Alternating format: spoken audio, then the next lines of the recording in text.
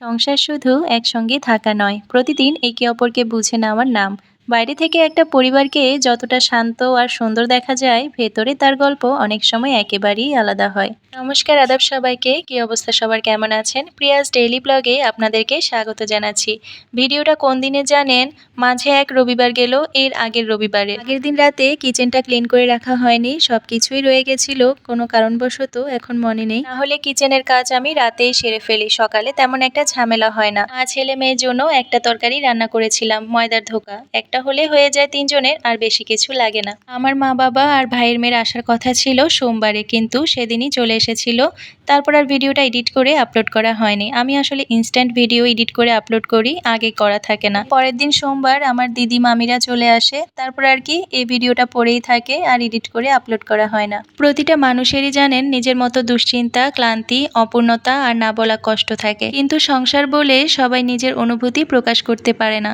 অনেকেই হাসি মুখে দায়িত্ব পালন করে যায়, অথচ ভেতর ভেতরে কতটা চাপ নিয়ে বেঁচে আছে সেটা কেউ বুঝতে চায় না। একটা সংসারে সবচেয়ে বড় সমস্যা সবসময় অর্থের অভাব নয়। অনেক সময় সমস্যা শুরু হয় যখন একজনের পরিশ্রমকে স্বাভাবিক ধরে নেওয়া হয়, একজনের ত্যাগকে গুরুত্ব দেওয়া হয় না, কিংবা একজনের কথাকে শোনার মতো সময়ও কেউ বের করতে চায় না। ধীরে ধীরে জমে থাকা অভিমান, অবহেলা আর ভুল বোঝাবুঝি সম্পর্কের মাঝে এমন একটি দূরত্ব তৈরি করে, যা একদিনে তৈরি হয় না, আবার একদিনে মিটেও যায় না। সংসারে সবসময় নিজের কথাই শেষ কথা হবে এমন ভাবনা সম্পর্ককে দুর্বল করে। অনেক সময় জিতে গিয়েও মানুষ হেরে যায়, কারণ কথার আঘাত সহজে ভোলা যায় না। দেখবেন, রাগের মাথায় বলা একটি কথা বছরের পর বছর মনে থেকে যেতে পারে। তাই কোনো কথা বলার আগে একটু ভাবা, অন্যের অবস্থাটা বোঝার চেষ্টা করা এবং প্রয়োজন হলে নিজের অহংকারকে একটু সরিয়ে রাখা, এসবই সম্পর্ককে দীর্ঘদিন ভালো রাখে। সব সংসারেই কিন্তু সমস্যা থাকে বলুন। যেখানে মানুষ আছে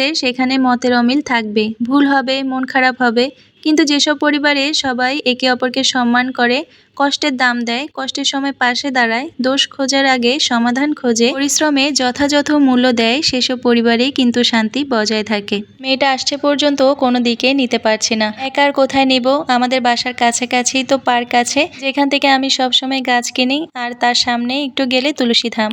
এটা হচ্ছে বজরংবলীর মন্দির, আর বরাবর হচ্ছে কৃষ্ণ মন্দির আছে, গেলেই মনটা শান্ত হয়ে যায়, ভালো লাগে।